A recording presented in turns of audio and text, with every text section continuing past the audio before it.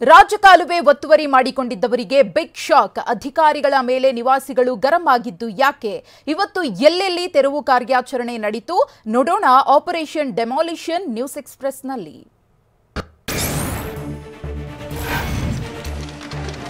ರಾಜಧಾನಿಯಲ್ಲಿ ಕಳೆದ 2 ದಿನಗಳಿಂದ ಸೈಲೆಂಟ್ ಆಗಿದ್ದ ಜೆಸಿಬಿಗಳು ಇವತ್ತು ಮತ್ತೆ ಗರ್ಜಿಸೋದಕ್ಕೆ ಶುರು ಮಾಡಿದ್ವು. ಬೆಂಗಳೂರಿನಲ್ಲಿ ಒತ್ತುವರಿಯಾಗಿದ್ದ ರಾಜಕಾಲುವೆ ತೆರವು ಮಾಡೋದಕ್ಕೆ ಮುಂದಾಗಿದ್ರು. ಮಹದೇವಪುರ ವಲಯದ ಸರ್ಜಾಪುರ, ಮಾರತಹಳ್ಳಿ, ಕಾಡುಗೋಡಿ, ಯಲಹಂಕದಲ್ಲಿ ತೆರವು ಕಾರ್ಯಾಚರಣೆ ಮಾಡಲಾಯಿತು. ಬೆಳಗ್ಗೆಯಿಂದಲೇ ಅಧಿಕಾರಿಗಳು ಜೆಸಿಬಿ ಸಮೇತ ಅಖಾಡಕ್ಕಿಳಿದು ಕಾರ್ಯಾಚರಣೆ ನಡೆಸಿದ್ರು.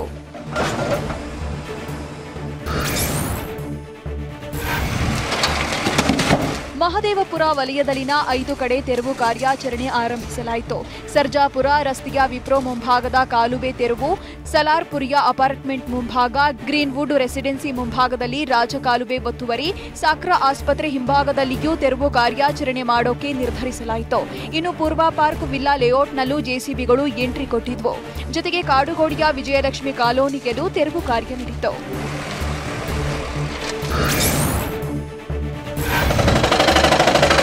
ಇನ್ನು ಮಾರತಹಳ್ಳಿಯಲ್ಲಿ ಬಿಡಬ್ಲ್ಯೂಎಸ್ಎಸ್ಬಿ ಸೇತುವೆಯನ್ನ ಡೆಮಾಲಿಷ್ ಮಾಡಲಾಯಿತು. ಮಾರತಹಳ್ಳಿ ಪೊಲೀಸ್ ಠಾಣೆ ಹಿಂದಿರುವ ಜಲಮಂಡಳಿಯ ಸೇತುವೆಯನ್ನ ತೆರವು ಕಾರ್ಯಾಚರಣೆ ಮಾಡಿದ್ರು. ಬೆಳ್ಳಂದೂರು ಕೆರೆ ಕೋಡಿಗೆ ಅಡ್ಡಲಾಗಿ ಸೇತುವೆ ನಿರ್ಮಿಸಲಾಗಿದ್ದು ಜೆಸಿಬಿ ಮೂಲಕ ಡೆಮಾಲಿಷನ್ ಶುರು ಮಾಡಿದ್ರು. ಬ್ರಿಡ್ಜ್ ನಿರ್ಮಾಣದಿಂದಾಗಿ ರಾಜಕಾಲುವೆ ಕಿರಿದಾಗಿ ಸೇತುವೆ ಅಕ್ಕಪಕ್ಕದ ಭಾಗದಲ್ಲಿ ಮಳೆ ಬಂದಾಗ ಪ್ರವಾಹ ಎದುರಾಗಿತ್ತು.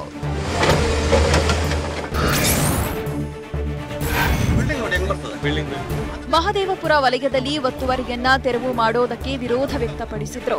ವಿಲ್ಲಾಗಳನ್ನ ಬಿಟ್ಟು ಸಣ್ಣ ಪುಟ್ಟ ಶೆಡ್ಗಳನ್ನ ತೆರವು ಮಾಡಲಾಗ್ತಿದೆ. ಹೀಗಾಗಿ ಡೆಮಾಲಿಷ್ನ ಕಾರ್ಯಕ್ಕೆ ತೀವ್ರ ವಿರೋಧ ವ್ಯಕ್ತಪಡಿಸಿ ಅಧಿಕಾರಿಗಳ ಜೊತೆ ವಾಗ್ವಾದ ನಡೆಸಿದ್ರು. ಶೆಡ್ಗಳನ್ನ ತೆರವು ಮಾಡೋದಕ್ಕೆ ವಿರೋಧ ಮಾಡಿದ್ರು. ಆದರೂ ಬಿಬಿಎಂಪಿ ಜೆಸಿಬಿಗಳು ಶೆಡ್ಗಳನ್ನ ಒಡೆದು ಹಾಕಿದ್ವು.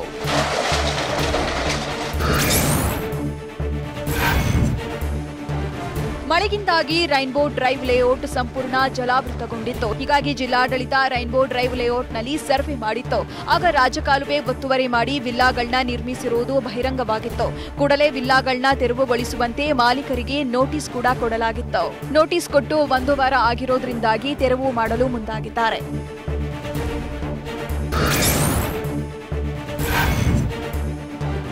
ಬೆಂಗಳೂರಿನ ಯಲಹಂಕದ ದೊಡ್ಡಬೊಮ್ಮಸಂದ್ರದಲ್ಲೂ ತೆರವು ಕಾರ್ಯಾಚರಣೆ ಸ್ಟಾರ್ಟ್ ಆಗಲಿದೆ. ಸರ್ವೆ ಮಾಡಿ ಮಾರ್ಕಿಂಗ್ ಮಾಡಿದ್ದಕ್ಕೆ ಅಳಿಸಿ ಹಾಕಲಾಗಿದೆ. ಹೀಗಾಗಿ ಇಂದು ಮತ್ತೆ ಸರ್ವೆ ಮಾಡಿ ಒತ್ತುವರಿ ತೆರವು ಮಾಡಲು ನಿರ್ಧರಿಸಲಾಗಿದೆ. ದೊಡ್ಡಬೊಮ್ಮಸಂದ್ರ ಸುತ್ತಮುತ್ತ ಒತ್ತುವರಿ ಮಾಡಿಕೊಳ್ಳಲಾಗಿದ್ದು ಇಂದು ಬಿಬಿಎಂಪಿ ಅಧಿಕಾರಿಗಳು ವಿಸಿಟ್ ಮಾಡಿ ಮತ್ತೊಂದು ನೋಟಿಸ್ ಕೊಡುವ ಸಾಧ್ಯತೆಯಿದೆ.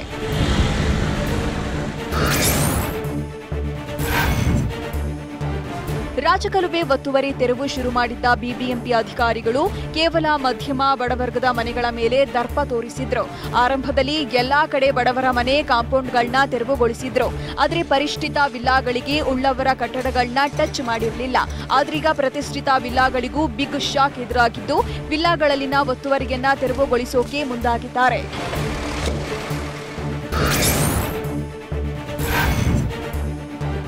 ಇನ್ನು ರೈನ್ಬೋ ಡ್ರೈವ್ ಲೇಔಟ್ನಲ್ಲಿ ರಾಜಕಾಲುವೆ ಒತ್ತುವರಿಯಾಗಿದೆ. 12ಕ್ಕೂ ಹೆಚ್ಚು ವಿಲ್ಲಾಗಳಿಂದ ರಾಜಕಾಲುವೆ ಒತ್ತುವರಿ ಮಾಡಲಾಗಿದೆ.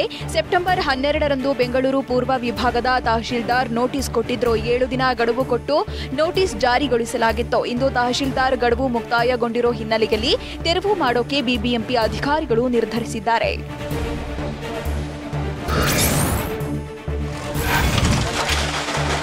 ಮೊದಲ ದಿನ ಅಬ್ಬರಿಸಿ ಬೊಬ್ಬೆರೆದಿದ್ದ ಬಿಬಿಎಂಪಿ ಜೆಸಿಬಿಗಳು ವೀಕೆಂಡ್ ಆಗ್ತಿದ್ದಂತೆ ಸೈಲೆಂಟ್ ಆಗಿದ್ವು. ಮಳೆ ನೀರು ನಿಂತು ರೈನ್ಬೋ ಡ್ರೈವ್ ಲೇಔಟ್ ಸಾಕಷ್ಟು ಸುದ್ದಿಯಾಗಿತ್ತು. ರಾಜಕಾಲುವೆ ಒತ್ತುವರಿ ಜಾಗ ತೆರವುಗೊಳಿಸುವಂತೆ ನೋಟಿಸ್ ಕೊಡಲಾಗಿತ್ತು. ಒತ್ತುವರಿ ತೆರವು ಮಾಡದಿದ್ರೆ ನಾವೇ ಮಾಡ್ತೇವೆ, ಅದರ ವೆಚ್ಚ ನೀವೇ ಭರಿಸಬೇಕಾಗತ್ತೆ ಅಂತ 13ಕ್ಕೂ ಹೆಚ್ಚು ವಿಲ್ಲಾಗಳಿಗೆ ಸೂಚಿಸಲಾಗಿತ್ತು.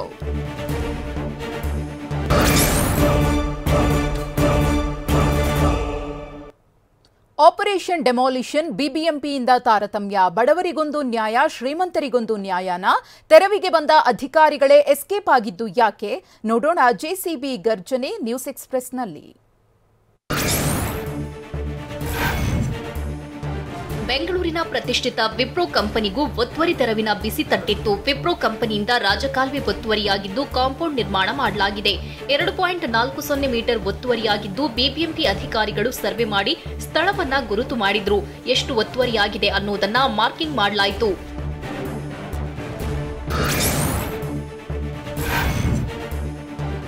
ವಿಪ್ರೋ ಹಾಗೂ ಸಲಾರ್ಪುರಿಯಾ ಸಂಸ್ಥೆಯಿಂದಲೂ ಭೂ ಕಬಳಿಕೆ ಆಗಿದೆ ಅಂತ ಹೇಳಲಾಗ್ತಿದೆ. ಸಾವಳಕೆರೆಗೆ ಸಂಪರ್ಕ ಕಲ್ಪಿಸುವ ರಾಜಕಾಲುವೆಯನ್ನ ಒತ್ತುವರಿ ಮಾಡಲಾಗಿದೆ. 2 ಕಂಪನಿಗಳಿಂದ 10 ಅಡಿಯಷ್ಟು ರಾಜಕಾಲುವೆ ಅತಿಕ್ರಮಣ ಮಾಡಲಾಗಿದೆ. ರಾಜಕಾಲುವೆಯ 1 ಇಂಚು ಜಾಗ ಬಿಡದೆ ಒತ್ತುವರಿಯಾಗಿದ್ದು ಅದರ ಮೇಲೆ ಕಾಂಪೌಂಡ್ ನಿರ್ಮಿಸಿಕೊಳ್ಳಲಾಗಿದೆ. ಹೀಗಾಗಿ 2 ಕಂಪನಿಗಳಿಗೆ ಒತ್ತುವರಿ ತೆರವಿನ ಬಿಗ್ ಶಾಕ್ ಎದುರಾಗಿದೆ.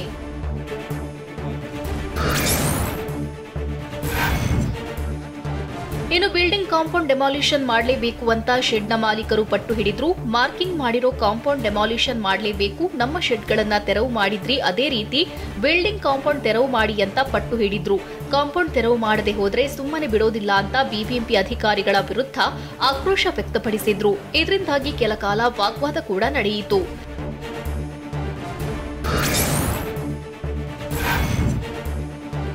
ಮಹದೇವಪುರದಲ್ಲಿ ಒತ್ತುವರಿ ತೆರವಿಗೆ ಬಂದವರೇ ಎಸ್ಕೇಪ್ ಆದ್ರು. ದೊಡ್ಡ ಬಿಲ್ಡಿಂಗ್ ನೋಡ್ತಿದ್ದಂತೆ ಅಧಿಕಾರಿಗಳು ಒತ್ತುವರಿ ಮಾರ್ಕಿಂಗ್ ಆದ್ರೂ ತೆರವು ಮಾಡದೆ ತೆರಳಿದ್ರು. ವಿಲ್ಲಾಗಳನ್ನ ಬಿಟ್ಟು ಸಣ್ಣ ಶೆಡ್ಗಳನ್ನ ತೆರವು ಮಾಡಿ ಎಸ್ಕೇಪ್ ಆದ್ರು. ಗರುಡಾಚಾರ್ಯ ಪಾಳ್ಯದ ಪೂರ್ವ ಪಾರ್ಕೇಜ್ ವಿಲ್ಲಾಗಳ ಬಳಿ ರಾಜಕಾಲುವೆ ಸುಳಿವು ಸಿಗದಂತೆ ಒತ್ತುವರಿಯಾಗಿದೆ. ಕೇವಲ ಕಾಂಪೌಂಡ್ ಒಡೆದು ಸ್ಥಳದಿಂದ ಅಧಿಕಾರಿಗಳು ಕಾಲ್ಕಿತ್ತಿದ್ರು. ಸ್ಥಳದಲ್ಲಿ ಜೆಸಿಬಿ ಬಿಟ್ಟು ಕಾರ್ ಏರಿ ಅಧಿಕಾರಿಗಳು ತೆರಳಿದ್ರು.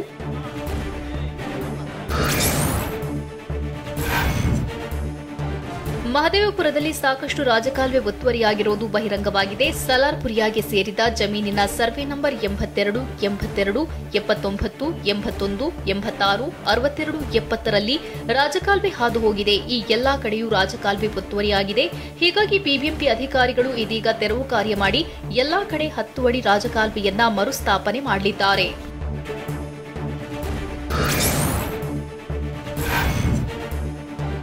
ಮಳೆಯಿಂದಾಗಿ ಬೆಂಗಳೂರಿನಲ್ಲಿ ಪ್ರವಾಹ ಪರಿಸ್ಥಿತಿ ನಿರ್ಮಾಣವಾಗಿದೆ. ಆದರೆ ಅರೆಬರೆ ಒತ್ತುವರಿ ತೆರವು ಮಾಡುತ್ತಿರುವುದಕ್ಕೆ ಹೈಕೋರ್ಟ್ ಅಸಮಾಧಾನಗೊಂಡಿದೆ. ರಾಜಕಾಲುವೆ ಒತ್ತುವರಿ ಕುರಿತ ಸಿಎಜಿ ವರದಿ ಜಾರಿಗೊಳಿಸಿ ಅಂತ ಬಿಬಿಎಂಪಿಗೆ ಹೈಕೋರ್ಟ್ ವಿಭಾಗೀಯ ಪೀಠ ನಿರ್ದೇಶನ ಕೊಟ್ಟಿದೆ. 2021ರ ಸೆಪ್ಟೆಂಬರ್ನಲ್ಲೇ ಸಿಎಜಿ ವರದಿ ನೀಡಿದ್ರೂ ಕ್ರಮ ಕೈಗೊಂಡಿಲ್ಲ. ಸಿಎಜಿ ವರದಿ ಜಾರಿಗೆ ಬಿಬಿಎಂಪಿ ಕ್ರಮ ತೃಪ್ತಿಕರವಾಗಿಲ್ಲ. ಸಿಎಜಿ ವರದಿ ಜಾರಿಗೆ 3 ಅಧಿಕಾರಿಗಳ ಸಮಿತಿ ರಚಿಸಲು ಹೈಕೋರ್ಟ್ ಸೂಚಿಸಿದೆ.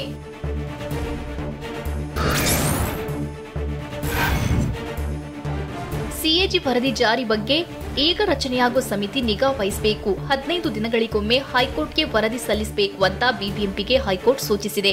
2626 ರಾಜಕಾಲುವೆ ಒತ್ತುವರಿ ಪೈಕಿ 2024 ತೆರವುಗೊಳಿಸಲಾಗಿದೆ.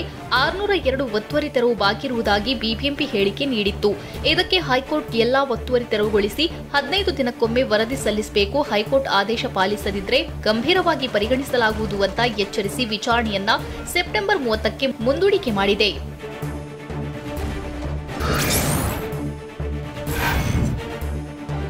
ಬೆಂಗಳೂರಿನಲ್ಲಿ ಒತ್ತುವರಿ ತೆರವು ಕಾರ್ಯಾಚರಣೆ ವಿಚಾರವಾಗಿ ಮಾಜಿ ಸಿಎಂ ಕುಮಾರಸ್ವಾಮಿ ಪ್ರತಿಕ್ರಿಯಿಸಿದ್ರು. ನನ್ನ ಅವಧಿಯಲ್ಲಿ ರಾಜಕಾಲುವೆಗಳ ಒತ್ತುವರಿಯಾಗಿಲ್ಲ, ಒತ್ತುವರಿ ಆಗಿದೆ ಎಂದು ಜನ ಹೇಳಿದ್ರೆ ರಾಜಕೀಯ ನಿವೃತ್ತಿ ಪಡೆಯುತ್ತೇನೆ ಎಂದ್ರು.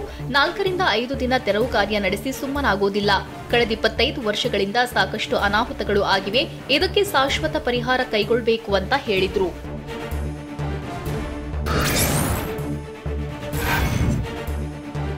ಬಿಬಿಎಂಪಿ ಬುಲ್ಡೋಸರ್ಗಳಿಗೆ ರೇಂಬೋ ಲೇಔಟ್ನ ನಿವಾಸಿಗಳು ಬೆಚ್ಚಿ ಬಿದ್ದಿದ್ದಾರೆ. ರಾಜಕಾಲುವೆ ಒತ್ತುವರಿ ಮಾಡಿ ಲೇಔಟ್ ನಿರ್ಮಾಣವಾಗಿದ್ದು ತಹಶೀಲ್ದಾರ್ ನೋಟಿಸ್ನಿಂದ ಹೂಳೆತ್ತೋ ಕಾರ್ಯ ನಡೆದಿದೆ. ಲೇಔಟ್ ಅಸೋಸಿಯೇಷನ್ನಿಂದ ರಾಜಕಾಲುವೆ ಹೂಳೆತ್ತೋ ಕಾರ್ಯ ಶುರುವಾಗಿದೆ. 25ಕ್ಕೂ ಅಧಿಕ ಅಡಿ ಅಗಲ ಇದ್ದ ರಾಜಕಾಲುವೆ ಒತ್ತುವರಿಯಾಗಿದ್ದು ಬಿಬಿಎಂಪಿ ಸಹಾಯವಿಲ್ಲದೆ ತಮ್ಮದೇ ಖರ್ಚಿನಲ್ಲೇ ಕಾಲುವೆ ಅಗಲೀಕರಣ, ಹೂಳೆತ್ತೋ ಕಾಮಗಾರಿ ನಡೆಸುತ್ತಿದ್ದಾರೆ.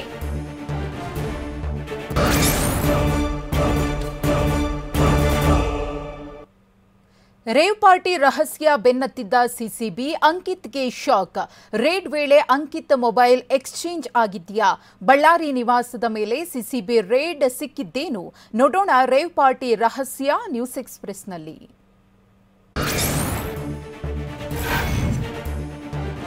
ಬೆಂಗಳೂರಿನಲ್ಲಿ ರೇವ್ ಪಾರ್ಟಿಗೆ ಸ್ಫೋಟಕ ತಿರುವು ಸಿಕ್ಕಿದೆ. ಸಿಸಿಬಿ ಪೊಲೀಸರು ನಶೆ ಲೋಕದ ಜನ್ಮ ಜಾಲಾಡೋಕೆ ಶುರು ಮಾಡಿದ್ದಾರೆ.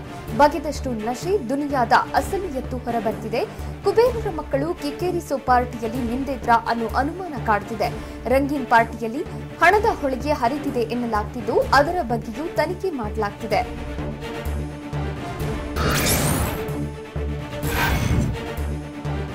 ರೇವ್ ಪಾರ್ಟಿಗೆ ಶ್ರೀಮಂತರ ಮಕ್ಕಳನ್ನ ಅದು ಹೇಗೆ ಕರೆತರಲಾಗ್ತಿತ್ತು, ಅವರನ್ನ ಹೇಗೆ ಒಟ್ಟುಗೂಡಿಸ್ತಾ ಇದ್ರು, ಕುಬೇರ ಅಂಕಿತ್ ಜೈನ್ ಅಸಲಿ ಮುಖ ಏನು, ಹಿನ್ನೆಲೆ ಏನು, ಜೇಡ್ ವಿಲ್ಲಾದಲ್ಲಿ ವೈಶ್ಯಾವಾಟಿಕೆಯೂ ನಡೀತಾ ಇತ್ತಾ, ಸ್ಮಾರ್ಟ್ ಆಗಿ ಪೊಲೀಸರ ಜೊತೆಗೆ ಫೋನ್ ಡೀಲ್ ಮಾಡಿಕೊಂಡಿದ್ರಾ ಅನ್ನೋ ಬಗ್ಗೆಯೂ ಸತ್ಯ ಹೊರಬರಬೇಕಿದೆ. ಸಾಕ್ಷ್ಯ ನಾಶಪಡಿಸುವುದಕ್ಕಾಗಿ ಪೊಲೀಸ್ ಕಾನ್ಸ್ಟೇಬಲ್ ಜೊತೆ ಲಕ್ಷ ಡೀಲ್ ಆಗಿದ್ಯಾ ಅನ್ನೋ ಅನುಮಾನವೂ ಇದೆ. ಹೀಗಾಗಿ ಎಲ್ಲವನ್ನೂ ಬಯಲು ಮಾಡಲು ಸಿಸಿಬಿ ತನಿಖೆ ಮಾಡುತ್ತಿದೆ.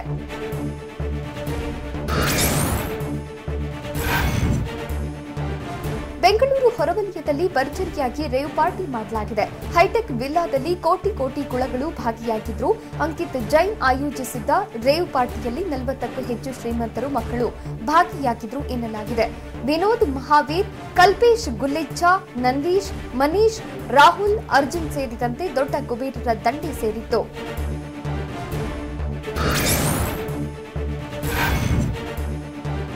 ಇನ್ನು ಡ್ರಗ್ಸ್ ರೇವ್ ಪಾರ್ಟಿ ಆಯೋಜನೆ ಮಾಡಿದ್ದ ಅಂಕಿತ್ ಜೈನ್ ಜೇಡ್ ವಿಲ್ಲಾದ ಪಾರ್ಟ್ನರ್ ಆಗಿದ್ದು, ಶ್ರೀನಿವಾಸ್ ಸುಬ್ರಹ್ಮಣ್ಯಂನ ಬಿಸಿನೆಸ್ ಪಾರ್ಟ್ನರ್ ಆಗಿದ್ದಾನೆ. ಜೇಡ್ ವಿಲ್ಲಾದಲ್ಲಿ ನಡೆದ ರೇವ್ ಪಾರ್ಟಿಗೆ ರಾಜಕಾರಣಿಗಳು, ಉದ್ಯಮಿಗಳು, ಮಕ್ಕಳು ಕೂಡ ಭಾಗಿಯಾಗಿದ್ರು ಅಂತ ಹೇಳಲಾಗ್ತಿದೆ. ಅಷ್ಟೇ ಅಲ್ಲ, ಈ ಪಾರ್ಟಿಗೆ ಹೈ ಎಂಡ್ ಡ್ರಗ್ಸ್ ಸಪ್ಲೈ ಆಗಿರೋ ಬಗ್ಗೆ ಅನುಮಾನವಿದೆ. ಡ್ರಗ್ಸ್ ರೇವ್ ಪಾರ್ಟಿ ಆಯೋಜಿಸುವುದು ಅಂಕಿತ್ ಜೈನ್ ಕಾಯಕವಾಗಿದ್ದು, ಈ ಸಂಬಂಧ ಮಾನವ ಕಳ್ಳ ಸಾಗಾಣಿಕೆ ಕಾಯ್ದೆಯಡಿ ಎಫ್ಐಆರ್ ದಾಖಲಾಗಿದೆ.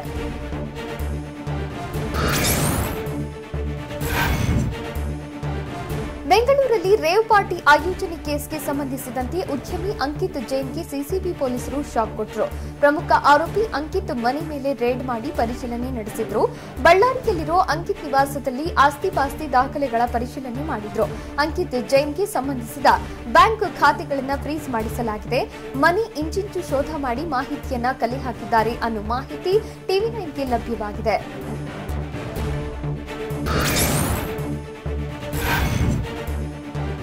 ಬೆಂಗಳೂರು ಹೊರವಲಯದಲ್ಲಿ ನಡೆದ ರೇವ್ ಪಾರ್ಟಿಯ ಸಂಪೂರ್ಣ ಹಿನ್ನೆಲೆಯಲ್ಲಿ ಜಾಲಾಡುತ್ತಿದ್ದಾರೆ.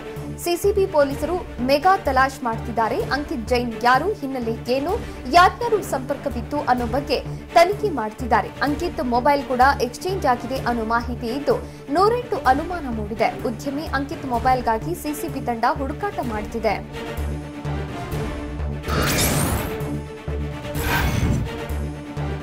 ಉದ್ಯಮಿ ಅಂಕಿತ್ ಮೊಬೈಲ್ ಎಕ್ಸ್ಚೇಂಜ್ ಆಗಿರೋದ್ರಿಂದ ರೇವ್ ಪಾರ್ಟಿ ರಹಸ್ಯ ಬಯಲಾಗೋದು ಕಷ್ಟವಾಗ್ತಿದೆ. ಸಿಸಿಬಿ ಪೊಲೀಸರು ಅಂಕಿತ್ ಮೊಬೈಲ್ಗಾಗಿ ತಲಾಶ್ ಮಾಡ್ತಿದ್ದು, ಅದರಲ್ಲಿ ಸಾಕಷ್ಟು ರಹಸ್ಯ ಅಡಗಿರೋ ಸಾಧ್ಯತೆ ಇದೆ.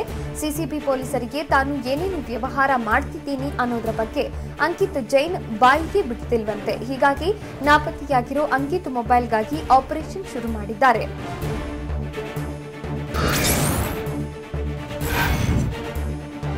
ರೇಡ್ ನಡೆದ ವೇಳೆ ಸಿಸಿಬಿ ಸೀಸ್ ಮಾಡಿದ್ದ ತನ್ನ 2 ಮೊಬೈಲ್ ಫೋನ್ಗಳನ್ನು ವಾಪಸ್ ಪಡೆದು ಬೇರೆ ಫೋನ್ ನೀಡಿದ್ದಾನೆ ಅನ್ನೋ ಆರೋಪ ಕೇಳಿಬರ್ತಿದೆ. ಇದಕ್ಕಾಗಿ ಪೊಲೀಸರ ಜೊತೆ ಡೀಲ್ ಮಾಡಿಕೊಂಡಿದ್ದಾನೆ ಎನ್ನಲಾಗ್ತಿದೆ. ಇನ್ನು ರೇವ್ ಪಾರ್ಟಿ ಆದರೂ ಅಲ್ಲಿ ಡ್ರಗ್ಸ್ ಪತ್ತೆಯಾಗಿಲ್ಲ ಅಂತಿದ್ದಾರೆ. ಹೀಗಾಗಿ ಬಚಾವ್ ಮಾಡಲು ಸಾಕಷ್ಟು ಒಳ ಡೀಲ್ಗಳು ಆಗಿದ್ಯಾ ಅನ್ನೋ ಅನುಮಾನ ಕಾಡುತ್ತಿದೆ.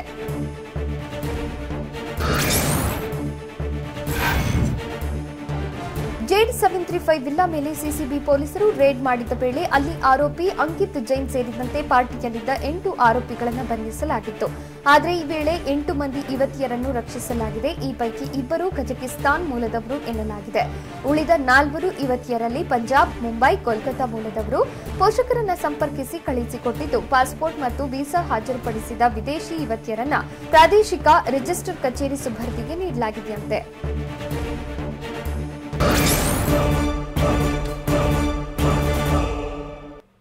ಸದನದಲ್ಲಿ ಕೆರೆ ಒತ್ತುವರಿ ವಿಚಾರವಾಗಿ ಭಾರೀ ಗದ್ದಲ, ಆಡಳಿತ ವಿಪಕ್ಷಗಳ ನಡುವೆ ಟಾಕ್ ಫೈಟ್. ಸಿಎಂ ಮಾತಿಗೆ ಸಿದ್ದು ಜಾರ್ಜ್ ಆಕ್ಷೇಪ ವ್ಯಕ್ತಪಡಿಸಿದ್ದು ಹೇಗೆ? ಸಿಎಂ ಬೊಮ್ಮಾಯಿ ಕೊಟ್ಟ ಪಂಚ್ ಹೇಗಿತ್ತು? ನೋಡೋಣ ಕೆರೆ ಕಾಳಗ ನ್ಯೂಸ್ ಎಕ್ಸ್‌ಪ್ರೆಸ್‌ನಲ್ಲಿ.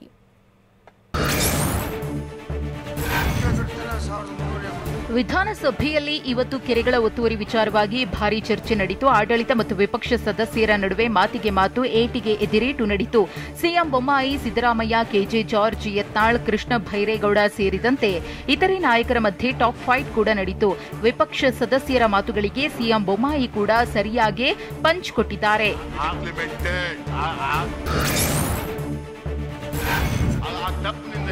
ಕಲಾಪದಲ್ಲಿ ಕೆರೆ ಒತ್ತುವರಿ ಕುರಿತಂತೆ ಸಿಎಂ ಬೊಮ್ಮಾಯಿ ಪ್ರಸ್ತಾಪ ಮಾಡಿದ್ರು. ಸಿದ್ದರಾಮಯ್ಯ ಅವಧಿಯಲ್ಲಿನ ಶಿವಮೊಗ್ಗದ ಕೆರೆ ಒತ್ತುವರಿ ಬಗ್ಗೆ ಮಾತನಾಡಿದ ಸಿಎಂ, ಕೆರೆ ಒತ್ತುವರಿ ತೆರವು ಬಗ್ಗೆ ಸಂಪುಟದಲ್ಲಿ ಅನುಮೋದಿಸಲಾಗಿತ್ತು, ಆದರೆ ಕೆರೆ ಒತ್ತುವರಿ ಕಾರ್ಯಗತ ಆಗಿಲ್ಲ ಅಂತ ಹೇಳಿದ್ರು. ಇದಕ್ಕೆ ವಿಪಕ್ಷ ನಾಯಕ ಸಿದ್ದರಾಮಯ್ಯ ತೀವ್ರ ಆಕ್ಷೇಪ ವ್ಯಕ್ತಪಡಿಸಿದ್ರು.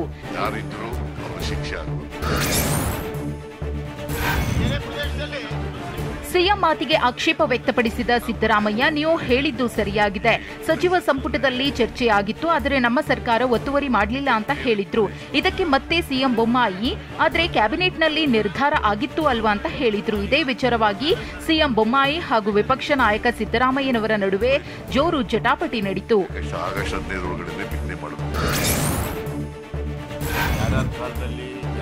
ಕೆರೆ ಮುಚ್ಚಿರುವಂತಹ ತನಿಖೆ ಮಾತ್ರವಲ್ಲ, ಎಲ್ಲೆಲ್ಲಿ ಕೆರೆಗಳ ಒತ್ತುವರಿ ಮಾಡಲಾಗಿದೆ, ಯಾರ ಅವಧಿಯಲ್ಲಿ ಒತ್ತುವರಿಯಾಗಿದೆ, ಯಾರು ಇದಕ್ಕೆ ಲೈಸೆನ್ಸ್ ಕೊಟ್ಟವರು, ಯಾರು ಅಧಿಕಾರದಲ್ಲಿ ಇದ್ರು ಅನ್ನೋದನ್ನ ತನಿಖೆ ಮಾಡ್ತೀವಿ ಅಂತ ಸಿಎಂ ಖಡಕ್ ಆಗಿ ಹೇಳಿದ್ರು. ಅಷ್ಟೇ ಅಲ್ಲ, ಯಾರ ರಾಜಕೀಯ ಬೆಂಬಲದಿಂದ ಅನುಮತಿ ನೀಡಲಾಗಿತ್ತು, ಯಾರ ಬೇನಾಮಿ ಆಸ್ತಿಗಳಿವೆ, 2007ರ ಎನ್ಜಿಟಿ ಆರ್ಡರ್ ನಂತರ ಯಾರು ಕಟ್ಟಿದ್ದಾರೆ, ಎಲ್ಲವನ್ನೂ ತನಿಖೆ ಮಾಡ್ತೀವಿ.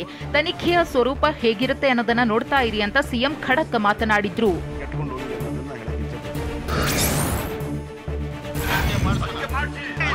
2018ರಲ್ಲಿ ಕಂದಾಯ ಇಲಾಖೆಯಿಂದ ಒಂದು ಸುತ್ತೋಲೆ ಬರುತ್ತೆ.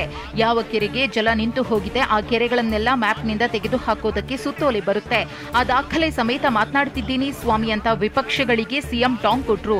ಈ ವೇಳೆ ಕೆಜೆ ಜಾರ್ಜ್ ಮಧ್ಯಪ್ರವೇಶ ಮಾಡಿದ್ರು. ಇನ್ನು ಕೆರೆಗಳನ್ನ ನಕ್ಷೆಯಿಂದ ತೆಗೆಯಬೇಕು ಅಂತ ಒತ್ತಡ ಬಂದಿದ್ದು ಮುಂದುವರೆದಿದ್ದು, ಜನರ ಒತ್ತಡ ಬಂದ ಮೇಲೆ ವಿತ್ಡ್ರಾ ಮಾಡಿದ್ದು ಗೊತ್ತಿದೆ ಅಂತ ಸಿಎಂ ಡಿಚ್ಚಿ ಕೊಟ್ರು.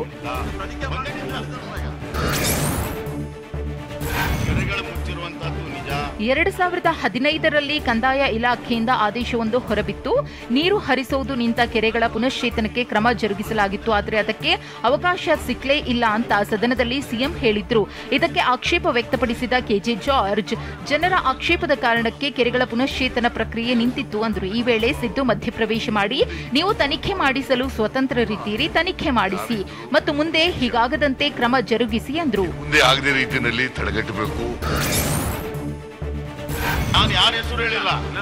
ಇನ್ನು ಇದೇ ವೇಳೆ ಮತ್ತೆ ಕೆಜೆ ಜಾರ್ಜ್ ಮಧ್ಯಪ್ರವೇಶ ಮಾಡೋಕೆ ಮುಂದಾದ್ರು. ಆಗ ಸಿಎಂ, ನೀವ್ಯಾಕೆ ಮಧ್ಯ ಎದ್ದು ನಿಲ್ತೀರಿ ಅಂತ ಜಾರ್ಜ್ಗೆ ಪ್ರಶ್ನಿಸಿದ್ರು. ಕುಂಬಳಕಾಯಿ ಕಳ್ಳ ಅಂದ್ರೆ ನೀವ್ಯಾಕೆ ಹೆಗಲು ಮುಟ್ಕೊಳ್ತೀರಿ ಅಂದ್ರು. ಇದಕ್ಕೆ ಸಮಜಾಯಿಷಿ ಕೊಡಲು ಜಾರ್ಜ್ ಪ್ರಶ್ನಿಸಿದ್ರು. ಆಗ ಕಂದಾಯ ಸಚಿವ ಆರ್ ಅಶೋಕ್, ಕೆರೆ ಒತ್ತುವರಿಯಲ್ಲಿ ಜಾರ್ಜ್ ಇಲ್ಲ ಬಿಡಿ, ಸಿದ್ದರಾಮಯ್ಯ ಅಂತೂ ಮೊದಲೇ ಇಲ್ಲ ಬಿಡಿ ಅಂತ ವ್ಯಂಗ್ಯವಾಡಿದ್ರು.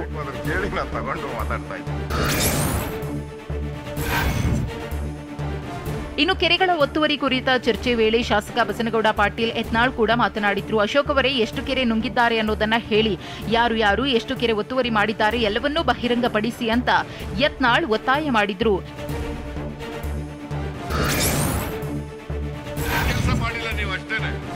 ಎನ್ಜಿಟಿ ಆದೇಶ ಬರೋ ಮುನ್ನ ಕೆರೆ ಮಾರ್ಪಾಡು ಮಾಡಲು ಸಂಪುಟಕ್ಕೆ ಅವಕಾಶವಿತ್ತು ಅಂತ ಕಾಂಗ್ರೆಸ್ ನಾಯಕ ಕೃಷ್ಣ ಭೈರೇಗೌಡ ಹೇಳಿದ್ರು. ಆದರೆ ಈ ಅಭಿಪ್ರಾಯವನ್ನ ಸಿಎಂ ಬೊಮ್ಮಾಯಿ ತಳ್ಳಿ ಹಾಕಿದ್ದು, ಸಚಿವ ಸಂಪುಟಕ್ಕೆ ಇಂತಹ ಅವಕಾಶವೇ ಇಲ್ಲ ಅಂದ್ರು. ಹಿಂದೆ ಬಹಳ ಕೆರೆ ಮಾರ್ಪಾಡು ಮಾಡಲಾಗಿದೆ, ಬಡಾವಣೆ ಮಾಡಿದ್ರು ಕೆರೆ ಅಂತಾನೆ ಪಹಣಿಯಲ್ಲಿ ನಮೂದಾಗಿದೆ ಅಂತ ಕೃಷ್ಣ ಭೈರೇಗೌಡ ಹೇಳಿದ್ರು. ಇಲ್ಲ, ನೀವು ಕೆರೆ ನುಂಗುವ ಕೆಲಸ ಮಾಡಿದ್ದೀರಿ ಅಂತ ಸಿಎಂ ಬೊಮ್ಮಾಯಿ ಹೇಳಿದ್ರು. ಇದಕ್ಕೆ ಕೃಷ್ಣ ಭೈರೇಗೌಡ ಆಕ್ಷೇಪ ವ್ಯಕ್ತಪಡಿಸಿದ್ರು.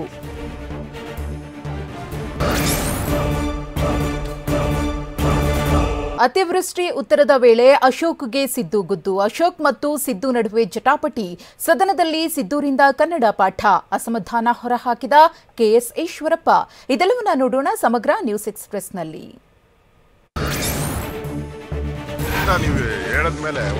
ವಿಧಾನಸಭೆ ಕಲಾಪದಲ್ಲಿ ಸಚಿವ ಆರ್ ಅಶೋಕ್ಗೆ ಸಿದ್ದರಾಮಯ್ಯ ಕ್ಲಾಸ್ ತೆಗೆದುಕೊಂಡ್ರು.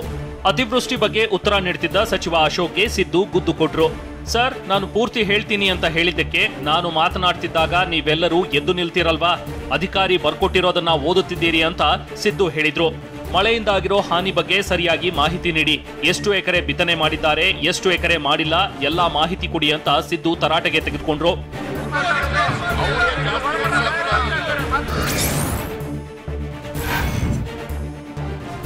ಮಳೆಯಿಂದ ಸಾಕಷ್ಟು ಜನ ಬಿತ್ತನೆಯನ್ನೇ ಮಾಡಿಲ್ಲ. ಮುಂಗಾರು ವೇಳೆ 11 ಲಕ್ಷ ಹೆಕ್ಟೇರ್ನಲ್ಲಿ ಬಿತ್ತನೆ ಆಗಿಲ್ಲ. ಬಿತ್ತನೆ ಬೀಜ ಹಾಳಾಗಿದೆ. ಅವರಿಗೆ ಪರಿಹಾರ ಏನು? ಅಧಿಕಾರಿಗಳಿಂದ ದಾಖಲೆ ತರಿಸಿಕೊಂಡು ಮಾತನಾಡ್ತಿದ್ದೀನಿ.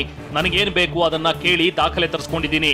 ಅಧಿಕಾರಿಗಳು ಕೊಟ್ಟಿದ್ದು ಓದಿದ್ರೆ ಮುಗೀತು ಅಂತ ಅಶೋಕ್ ಹೇಳಿದ್ರು. ಅವ್ರು ಕೊಟ್ಟಿದ್ದ ದಾಖಲೆ ಇಲ್ಲ, ನನಗೇನು ದಾಖಲೆ ಬೇಕು ಅಂತ ನಾನು ಕೇಳಿ ತಗೊಂಡಿದ್ದೆ. ಇದೇ ವಿಚಾರಕ್ಕೆ ಸಚಿವ ಅಶೋಕ್ ಹಾಗೂ ಸಿದ್ದರಾಮಯ್ಯ ನಡುವೆ ಜಟಾಪಟಿಯಾಯಿತು. ಅವರೇ ತಾನೇ ಮಾಹಿತಿ ಕೊಟ್ಟಿರೋದು ಅಂತ ಸಿದ್ದರಾಮಯ್ಯ ಹೇಳಿದ್ರು. ಅದಕ್ಕೆ ಅಲ್ವಾ ಸಾರ್ ಅವರು IAS ಆಗಿದ್ದು ಅಂತ ಸಚಿವ ಅಶೋಕ್ ಹೇಳಿದ್ರು. ಇದಕ್ಕೆ ಸಿದ್ದರಾಮಯ್ಯ ರೈತರು IAS ಅಧಿಕಾರಿಗಳಿಗಿಂತಲೂ ಬುದ್ಧಿವಂತರು ಅಂತ ಹೇಳಿದ್ರು. ಹೀಗಾಗಿ ಉಭಯ ನಾಯಕರ ನಡುವೆ ಜಟಾಪಟಿ ನಡೀತು. ರೈತ ಅವರಿಗಿಂತ ಬುದ್ಧಿವಂತರಿದ್ದಾರೆ. ಕಲಾಪದಲ್ಲಿ ಅಶೋಕ್ಗೆ ಸಿದ್ದರಾಮಯ್ಯ ಕನ್ನಡ ಪಾಠ ಮಾಡಿದ ಘಟನೆ ನಡೆಯಿತು. ನಾವು ಹಲವು ಯೋಜನೆ ಜಾರಿ ಮಾಡಿದ್ದೀರಿ ಅಂತ ಅಶೋಕ್ ಹೇಳಿದ್ರು. ಈ ವೇಳೆ ಸಿದ್ದು ಅಶೋಕ್ ಮಾತಲ್ಲಿ ಬದಲಾವಣೆ ಮಾಡಿಕೊಂಡಿಲ್ಲ, ಮಾಡಿದ್ದೀರಿ ಅಂದ್ರೆ ನಾವು ಮಾಡಿದ್ದೀವಿ ಎಂದರ್ಥ ಅಂತ ಕಾಲೆಳೆದ್ರು. ಆಗ ಯೋಜನೆಗಳನ್ನ ಜಾರಿ ಮಾಡಿದ್ದೇವೆ ಅಂತ ಹೇಳಿ ತಪ್ಪಾಗಿದ್ರೆ ನೀವು ತಿದ್ದುತ್ತೀರಿ ಬಿಡಿ ಸರ್, ಇನ್ಮೇಲೆ ತಿದ್ಕೊಳ್ತೀನಿ ಅಂತ ಅಶೋಕ್ ಹೇಳಿದ್ರು. ಅಸಮಾಧಾನ ಇದೆ, ಹೋಗಿಲ್ಲ, ಸಚಿವ ಸ್ಥಾನ ಕೊಟ್ಟಿಲ್ಲ, ಹೀಗಾಗಿ ಸದನಕ್ಕೆ ಹೋಗ್ತಿಲ್ಲ ಅಂತ ಬಹಿರಂಗವಾಗಿ ಶಾಸಕ KS ಈಶ್ವರಪ್ಪ ಅಸಮಾಧಾನ ಹೊರಹಾಕಿದ್ರು. ಕ್ಲೀನ್ ಚಿಟ್ ಸಿಕ್ಕಿದ್ರೂ ಸಚಿವ ಸ್ಥಾನ ನೀಡೋದಕ್ಕೆ ವಿಳಂಬ ಮಾಡ್ತಿದ್ದಾರೆ, ನನಗೆ ಅಸಮಾಧಾನವಾಗಿದೆ, ಹೀಗಾಗಿ ಸದನಕ್ಕೆ ಹೋಗ್ತಿಲ್ಲ ಅಂತ ಬೆಂಗಳೂರಿನಲ್ಲಿ ಮಾಜಿ ಸಚಿವ KS ಈಶ್ವರಪ್ಪ ಹೇಳಿಕೆ ಕೊಟ್ರು. ಕ್ಲೀನ್ ಚಿಟ್ ಬಂದಾದ ನಂತರ